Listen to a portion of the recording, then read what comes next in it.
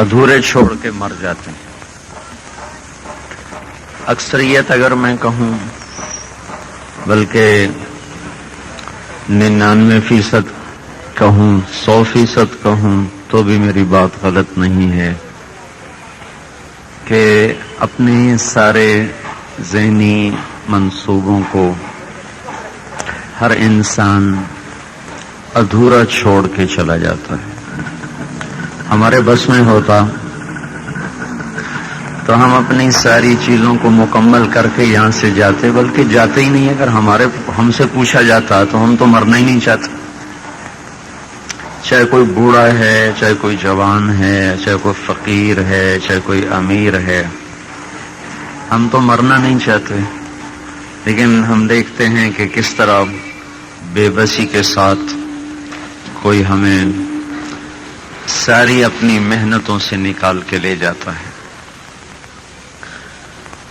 شیر شاہ سوری کی ایک بات ہے جو میں کبھی کبھی کہا کرتا ہوں، جو ہم سب پہ صادق آتی ہے۔ جب اس نے دلی فتح کیا تو اس کی عمر 60 سال تھی، تو یہ کہنے لگا مجھے افسوس ہے میرے سر پہ حکومت کا سورج اس وقت طلوع ہوا ہے جب میری اپنی زندگی کا سورج غروب ہونے والا ہے۔ اگر آپ اس بات پہ غور کریں گے تو اس مارکیٹ کی بات نہیں بلکہ ساری دنیا کے انسانوں کا یہی مسئلہ ہے۔ جب اپنی محنت کا صلہ لینے کے قابل ہوتے ہیں تو زندگی کی ڈور کافی ساری لپٹ چکی ہوتی ہے، 2-4 گز پیچھے ہوتے ہیں۔ تو یہ کیا بات ہے کہ یہاں انسان اپنے منصوبے ادھورے چھوڑ کے مرتا ہے، خواہشات بے شمار، اسباب بہت تھوڑے۔ پھر اسباب چلو کچھ نہ کچھ مالداروں کے پاس تو ہیں، متوسط طبقے کے پاس اس سے تھوڑے ہیں، غریبوں کے پاس اس سے تھوڑے ہیں، لیکن زندگی تو سب کے پاس تھوڑی ہے۔ زندگی کا جو پیمانہ ہے یہ پیسے سے اگر بڑھ جاتا تو قارون آج تک زندہ ہوتا، حکومت سے بڑھ جاتا تو شداد فرعون آج تک زندہ ہوتے۔ تو اب میری اس بات پہ غور فرمائیں کہ خواہشات کی حد کوئی نہیں، چاہے امیر چاہے غریب۔ بچوں کو ایک کھلونا دو، کہے گا دوسرا بھی لاؤ۔ اپنی الماری کھلونوں سے بھری ہوگی، کسی کا کھلونا دیکھے گا اس کو جھپٹ کر اٹھائے گا۔ اس کو تو سمجھ میں کوئی نہیں، یہ انسانی فطرت ہے جو بچپن سے بیدار ہو جاتی ہے۔ تو اب خواہشات اس سمندر کی طرح ہیں جن کا کنارہ کوئی نہیں۔ پورا کرنے کے لیے 2 چیزیں ہیں، زندگی اور اسباب۔ اسباب ہو تو آدمی پورا کرتا ہے، زندگی ہو تو پورا کرتا ہے۔ اب مشکل یہ ہے کہ ان خواہشات کو پورا کرنے کے لیے جو ہمیں اسباب دیے گئے ہیں وہ بہت تھوڑے ہیں، اور زندگی اس سے بھی تھوڑی ہے۔ آہستہ کرو، آہستہ۔ زندگی اس سے بھی مختصر ہے۔ تو اگر ہم موت تک اس جہان کو انتہا سمجھیں تو پھر یہ بہت بیکار جہان ہے اور انتہائی فضول یہ زندگی ہے۔ یہ کیا چکر ہے، ہم محنت کر کر کر کے جب اپنی محنت سے کچھ لینے کے قابل ہوتے ہیں تو موت آ کر اٹھا کے لے جاتی ہے۔ تو کیا یہاں کہانی ختم ہو گئی؟ اگر تو یہاں کہانی مرضی سے اٹھنا، مرضی سے سونا، مرضی سے کھانا، پھر بڑے گھاٹے کا سودا ہے۔ اب اگر ہم اللہ کے علم اور قرآن کو، حدیث کو سے ہٹ کر سوچیں، صرف عقل سے سوچیں، تو ایک بات میں عرض کرتا ہوں، یہ کوئی دلیل نہیں ہے ہمارے لیے تو دلیل اللہ کا فرمان، نبی کا فرمان بس۔ لیکن وَلَكِنْ لِيَطْمَئِنَّ قَلْبِي، اطمینان قلب کے لیے. انسان کا جو دماغ ہے یہ ناممکن کوئی تمنا نہیں کر سکتا. انسانی کمپیوٹر اللہ نے ایسا بنایا ہے کہ اس کے اندر ناممکن کی تمنا پیدا نہیں ہوتی. مثلا کوئی دنیا کا امیر غریب ان پڑھ پڑھا لکھا یہ کبھی تمنا نہیں کرے گا کبھی 2 اور 2 5 ہوتے. کبھی یہ تمنا نہیں کرے گا کبھی 2 اور 2 5 ہوتے, کبھی 3 اور 2 7 ہوتے. کیوں؟ کہ انسانی دماغ ناممکن کے تصور کو قبول نہیں کرتا. امکانیات کو قبول کرتا ہے, ناممکن قبول نہیں کرتا. اس کے باوجود یہ تو میں نے آپ کو ایک مثال دی نا, مادی مثال دی, لیکن اس کے ساتھ ساتھ وہ دیکھتا ہے کہ لوگ جوانی سے بڑھاپے میں اتر جاتے ہیں, پھر بھی تمنا کرتا ہے کاش ہمیشہ جوان رہوں. لوگوں کو مرتے دیکھتا ہے پھر بھی تمنا کرتا ہے میں نہ مروں. یہ ناممکن کی خواہش کیوں پیدا ہو رہی ہے؟ چاروں طرف غم کی گھٹائیں دیکھتا ہے پھر بھی چاہتا ہے میں ہمیشہ خوش رہوں. والضحى واللیل, اللہ تعالیٰ نے 2 قسمیں کھائی, ایک والضحى ایک واللیل. دن کے ایک حصے کی قسم کھائی ہے, رات پوری کی قسم کھائی ہے. والضحى دن کا ابتدائی حصہ یعنی چاشت تک. اللہ نے کہا مجھے دن کی قسم, لیکن دن کے 1/4 حصے کی قسم. واللیل رات پوری کی قسم. اس پر ایک تفسیر ہے روح البیان, عام طور پر ملتی نہیں چونکہ اس میں کچی پکی باتیں بہت ہیں. تو علامہ بروسوی یہ گزرے ہیں تو, لیکن ان میں بعض باتیں ایسی ہیں جو کسی تفسیر میں نہیں ملتی, بعض چیزیں ایسی جو کہیں نہیں ملتی وہاں مل جاتی. تو انہوں نے والضحى اور واللیل میں سے ایک نقطہ یہ نکالا ہے کہ دن چوتھائی چونکہ روشن ہوتا ہے نا, رات اندھیری وہ پوری. تو یہاں یہ اللہ تعالیٰ بتانا چاہتا ہے کہ یہاں روشنیاں یعنی کہ خوشیاں وہ بہت تھوڑی ہیں, اور اندھیرے یعنی کہ غم اور پریشانیاں یہاں بہت زیادہ ہیں. تو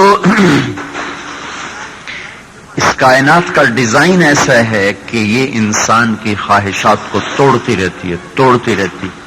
پھر بھی ہم چاہتے ہیں ہمیں خوشیاں نصیب ہوں, ہم غم نہ دیکھیں. تو اب جب میں ناممکن کو سوچ نہیں سکتا, میرے دماغ میں ناممکن داخل ہو نہیں سکتا, پھر یہ میرے اندر کیوں آتا ہے کہ میں ہمیشہ جوان رہوں, میں زندہ رہوں, مجھے موت نہ آئے, مجھے غم نہ آئے, مجھے پریشانی نہ آئے, مجھے دکھ نہ پہنچے.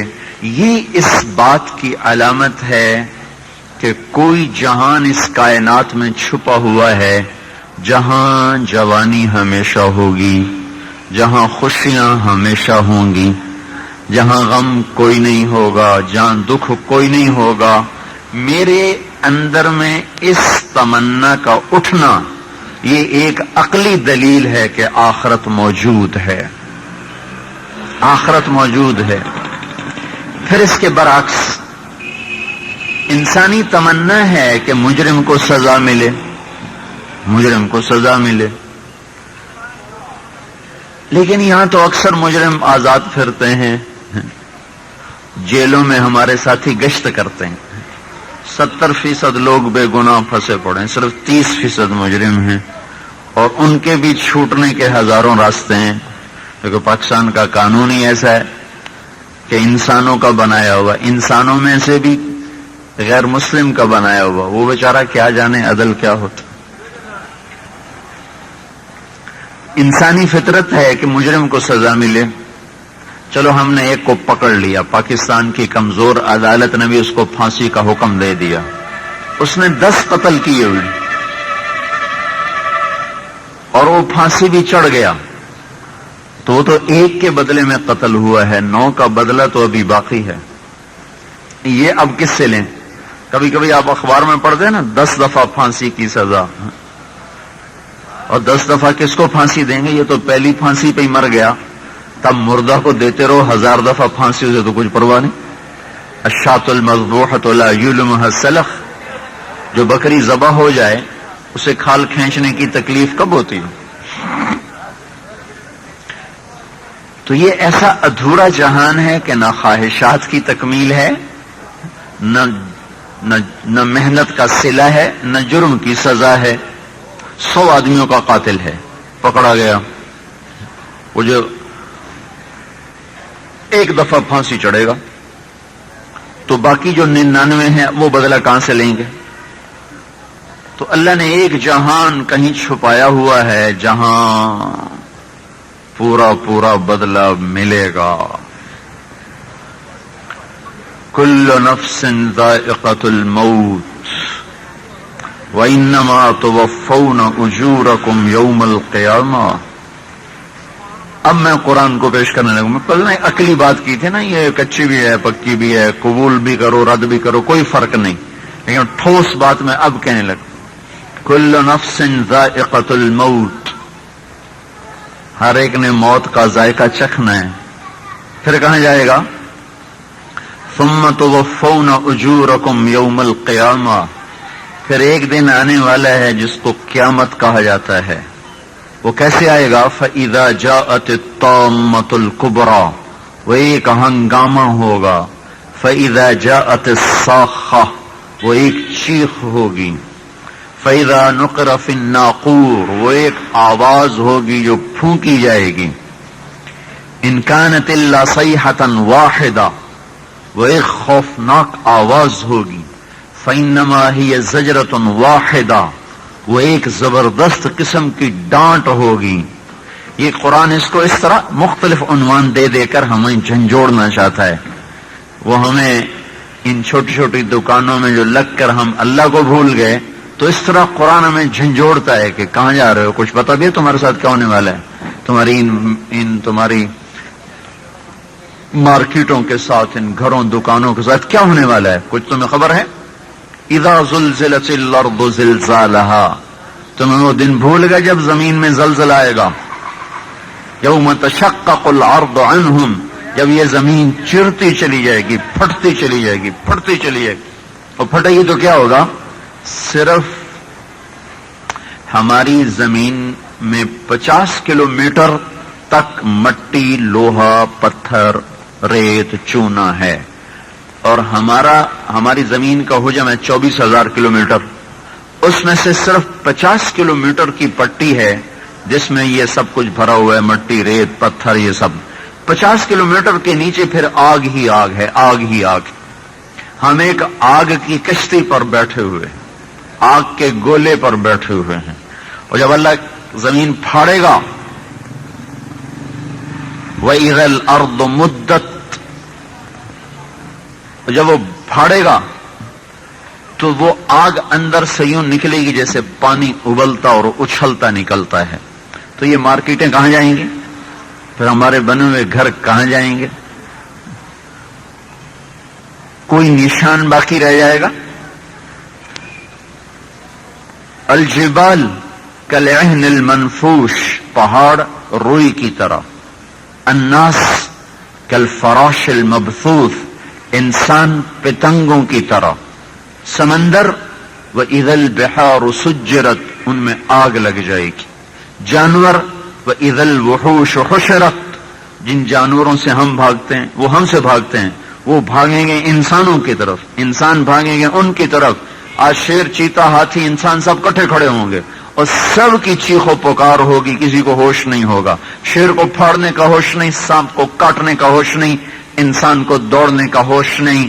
آج کسی کو عقاب اڑنے بھول جائیں گے، مور ناچنا بھول جائے گا، پانی بہنا بھول جائیں گے، دن روشنی بھول جائے گا، آسمان اپنی چھت توڑ دے گا. اذا السماء انفطرت، یہ آنکھوں کے سامنے وہ بدبخت لوگ دیکھیں گے جن پر وہ قیامت کا ڈنکا بجے گا کہ کس طرح آسمان پھٹے گا.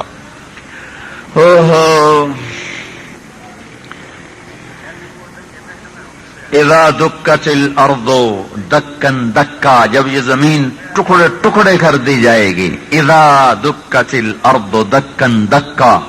یہ آپ نے کبھی دیکھا مزدور پتھر توڑ رہتے ہیں اس سے ہتھوڑی سے؟ تو دکن دکا، یہ اللہ تعالیٰ اس طرح تعبیر کر رہا ہے کہ اللہ کا امر کو، اللہ کو نہ ہتھوڑے کی ضرورت نہ فرشتے کی ضرورت، اللہ کا امر ہوگا جو پوری زمین کو ایسے توڑ توڑ کے ریزہ ریزہ کر دے گا. فَإِذَا نُفِخَ فِي الصُّورِ نَفْخَةٌ، انجام یہ ہونے والا ہے. اور زمین کی موت، آسمانوں کی موت، چاند کی موت. وَانشَقَّ الْقَمَرُ، اور ساری کائنات کو زیر و زبر کر کے جنات، انسان، پرند درند، حتیٰ کہ فرشتوں کو بھی موت دے کر پھر اللہ تعالیٰ فرمائیں گے مر جائے جبریل اور میکائیل بھی. تو جب اللہ تعالیٰ کہیں گے نا مر جائے جبریل و میکائیل بھی، تو اللہ تعالیٰ کا عرش سفارش کرے گا یا اللہ ان کو تو بچا لے. تو اللہ تعالیٰ فرمائیں گے اسکت فقط کتبت الموت علی من کان تحت عرشی، چپ ہو جاؤ میرے عرش کے نیچے سب کو موت ہے. جبریل جیسا مقرب مرے گا،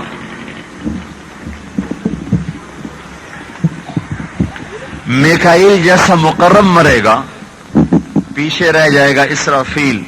اللہ تعالیٰ فرمائیں گے فلیمت اسرافیل. اب اس کی بھی باری آ گئی.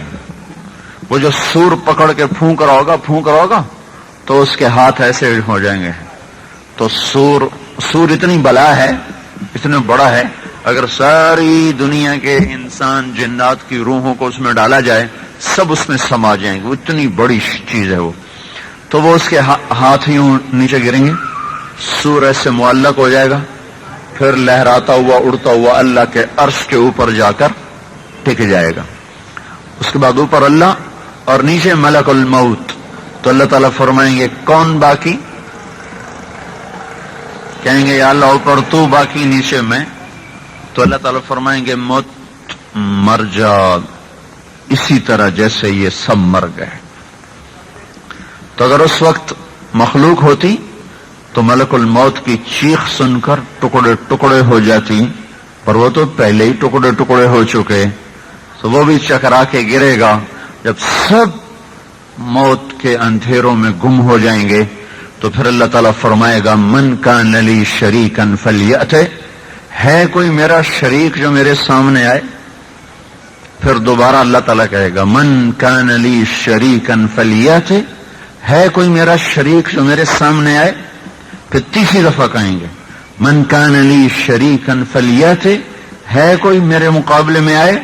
پھر اللہ زمین آسمان کو ایک جھٹکا دے گا، پھر کہے گا انا الملک، میں بادشاہ ہوں. پھر دوسرا جھٹکا دے گا، پھر کہے گا انا القدوس السلام المومن، میں ہوں قدوس و سلام مومن. پھر تیسرا جھٹکا دے گا، پھر کہے گا انا المہیمن العزیز الجبار المتکبر، میں ہوں مہیمن عزیز جبار متکبر. پھر اللہ تعالیٰ فرمائے گا این الملوک، کہاں چلے گئے بادشاہ؟ این الجبارون، کہاں چلے گئے ظالم؟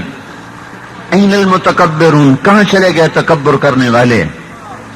لمن الملک اليوم، کون ہے آج بادشاہ؟ کس کے ہاتھ میں ہے بادشاہی؟ کوئی بھی نہیں جواب دینے والا. اللہ خود فرمائیں گے للہ الواحد القہار، آج اکیلے وحدہ لا شریک اللہ کی بادشاہی. یہ ایک سین ختم ہو گیا. پھر اللہ تعالیٰ فرمائے گے انا الذی بدأت بالدنیا ولم تکن شیئا وانا الذی اعیدها، میرے بندو میں نے تمہیں بنایا تھا اور میں نے تمہیں مٹا دیا. اب انتظار کرو، تمہیں دوبارہ اٹھایا جائے گا، تمہیں دوبارہ زندہ کیا جائے گا. پھر ایک اور آواز آئے گی، ایک اور آواز آئے گی، ایک اور ہنگامہ پھر کھڑا ہوگا، ایک اور پکار پڑے گی یومئذ تعرضون. پھر ہر آدمی نکلتا چلا آئے گا. فإنما هي زجرة واحدة فإذا هم بالساهرة، ایک آواز ہوگی جو ہمیں زندہ کر کے کھڑا کر دے گی. اللہ تعالیٰ ایک بارش برسائے گا. یہ جو سور پھونکا جائے گا اس کے بعد کتنا زمانہ ہے اللہ کے سوا کسی کو نہیں. یا اللہ کے رسول کو پتا، انہوں نے آگے بتایا کوئی نہیں. خاموشی. کتنا زمانہ گزرے گا کچھ پتہ نہیں. اللہ و رسولہ اعلم. پھر اللہ تعالیٰ اٹھائے گا. کس طرح؟ ایک بارش ہوگی. 40 روز یہ بارش برستی رہے گی، برستی رہے گی، برستی رہے گی. اس سے ہڈیاں پیدا ہونی شروع ہو جائیں گی، اور ایسے وہ تیرتی ہوئی اپنی شخصیت کے ساتھ اللہ ان کو جوڑتا جائے گا، جوڑتا جائے گا، جوڑتا جائے گا. آپ اللہ کے علم کامل کو دیکھو میرے بھائیو. کروڑوں اربوں خربوں انسان، جانور، درند، پرند، چرند، ان کے ہڈیاں، کھال، بال، آنکھ، ہر چیز اللہ تعالیٰ کسی ایک کی دوسرے کو نہیں لگائے گا. بلا قادرین علی ان نسوی بنانا. اللہ تعالیٰ ہم سے کہتے ہیں، اللہ تعالیٰ ہم سے ایحسب الانسان ان لن نجمع عظاما. تمہارا کیا خیال ہے میں تمہیں زندہ نہیں کر سکوں گا؟ بلا قادرین علی ان نسوی بنانا. میں تیری انگلی کے پورے بھی تیرے ہی تجھے واپس کروں گا، کسی اور کے نہیں ہوں گے. میں یہ کہا کرتا ہوں یہ آیت آج بڑی واضح ہوئی ہے، چونکہ فنگر پرنٹس کا علم آج وجود میں آیا ہے، اور انسان سمجھا کہ یہ جو لکیریں ہیں یہ صرف میری ہیں، یہ لکیریں دھرتی میں کسی اور انسان کے اوپر پرنٹ نہیں کی گئیں. تو یہ جو اللہ تعالیٰ کہہ رہا ہے نا بلا قادرین علی ان نسوی بنانا، تیرے پورے تیرے ہوں گے. میں ایسے ہی اضافہ کر کے کہتا ہوں وہ کوئی فنگر پرنٹ کروا کے جیب میں رکھ لینا، قیامت کا دن ملا لینا، تیرا ہی پورا ہوگا، پورا بھی کسی اور کا نہ ہوگا. اتنی طاقتور ذات سے ہمارا واسطہ ہے میرے بھائیوں. اور مصیبت یہ ہے کہ ہم اسی سے غافل ہیں. ہمارا آج کا جو درد ہے، جو مصیبت ہے، وہ یہ ہے کہ ہم نے دنیا کو مسئلہ بنایا ہے، آخرت کو مسئلہ نہیں بنایا. ہم نے وقتی ضرورتوں کے پیچھے دوڑ لگائی ہے، ابدی ضرورتوں کے پیچھے دوڑ نہیں لگائی. ہم یہاں کی بھوک سے بچنے کے لیے اس مارکیٹ میں آئے بیٹھے ہیں. ہم آخرت کی بھوک سے بچنے کے لیے چند قدم مسجد جانے کے لیے تیار نہیں ہیں. ہم یہاں کی گرمی سے اور سردی سے بچنے کے لیے ہم سارا دن چکر کاٹتے ہیں، لیکن آخرت کے دن کی گرمی اور آخرت کے دن کی مصیبت سے بچنے کے لیے ہمارا دماغ کھلتا نہیں، چلتا نہیں. آپ یہ دیکھ رہے ہیں کہ سورج ہم سے اس وقت 9 کروڑ اور 30 لاکھ میل کے فاصلے پر ہے، اور تھوڑا سا زمین نے ایسے اپنا زاویہ بدلا ہے تو کیسے بے جان ہو گیا ہے. پھر جب وہ تھوڑا سا زاویہ بدلتی ہے تو وہ جاندار ہو جاتا ہے. لیکن گرمی ہو یا سردی، اس کا جو ٹیمپریچر زمین پہ آتا ہے وہ اس کی آگ کا 20 کروڑواں حصہ ہوتا ہے. سورج سے جو آگ نکلتی ہے، 1 سیکنڈ میں سورج جو آگ نکالتا ہے، 1 سیکنڈ میں، کیا بتا رہا ہوں بھائی، 1 سیکنڈ میں 5 crore atom bomb, 5 crore hydrogen bomb اگر کٹھے پھینکے جائیں اور وہ کٹھے پھٹ جائیں تو اس سے جو آگ نکلتی ہے، سورج 1 سیکنڈ میں اتنی آگ پچھلے کروڑوں سال سے پھینک رہا ہے. 1 سیکنڈ میں 5 کروڑ ہائیڈروجن بم کے قریب. 1944 میں سورج کی سطح سے ایک شعلہ بلند ہوا اس طرح، اور یوں اس نے کمان کی شکل بنائی اور دوسری سطح پہ اتر گیا اس طرح، ایک کمان کی شکل میں. تو اس کی انرجی کو زمین پہ بیٹھ کے تولا گیا، ناپا گیا کہ اس شعلے میں کتنی انرجی اور طاقت ہے. تو یہ کیلکولیشن آئی تھی کہ اگر اس ایک شعلے کی طاقت کو دنیا کے انسان قابو کر لیں تو 6 بر اعظم کے انسانوں کو 10 کروڑ سال کے لیے بجلی کی کفایت کر جائے. 6 بر اعظم، فیصلہ باد نہیں، پاکستان نہیں، 6 بر اعظم کے انسانوں کو 10 کروڑ سال کے لیے اس ایک شعلے کی پاور کافی ہے. یہ سورج ہم سے 9 کروڑ 30 لاکھ میل کے فاصلے پر ہے، اور اس کا ایک 20 کروڑواں حصہ زمین پہ آتا ہے. ہم جھلس جاتے ہیں. اگر یہ 4.5 کروڑ میل کے فاصلے پر آ جائے تو ہماری زمین بخارات بن کے ہوا میں اڑ جائے گی، تحلیل ہو جائے گی، ساری مارکیٹ تحلیل ہو جائے گی. ساری مارکیٹ، یہ مارکیٹوں والے نہیں، پوری مارکیٹ تحلیل ہو جائے گی تو ہم تو تحلیل ہوتے نظر بھی نہیں آئیں گے۔ یہ سورج 4.5 کروڑ میل پر ہمیں پگھلا دینے کی طاقت رکھتا ہے۔ یہ سورج قیامت کے دن 1 میل کے فاصلے پر ہوگا، اور اللہ کے عرش کے سوا سایہ کوئی نہیں ہوگا، اور سر پہ پگڑی اور ٹوپی نہیں، پاؤں میں جوتا نہیں، تن پہ کپڑا نہیں، بچنے کو جگہ نہیں، اور سائے کے لیے سائبان کوئی نہیں، پینے کے لیے پانی کوئی نہیں، سوائے اللہ کے عرش کے سایہ نہیں، سوائے حوض کوثر کے پانی نہیں، اور سوائے اللہ کی پناہ کے پناہ نہیں۔ اس گرمی سے بچنا بھی تو میری آپ کی ضرورت ہے، اور وہ 50 کروڑ سال کا دن، 50 لاکھ سال کا دن، 50,000 سال کا دن ہے۔ فی یوم کان مقدارہ 50,000 سنۃ۔ 50,000 سال کے لیے مجھے کتنا سامان چاہیے؟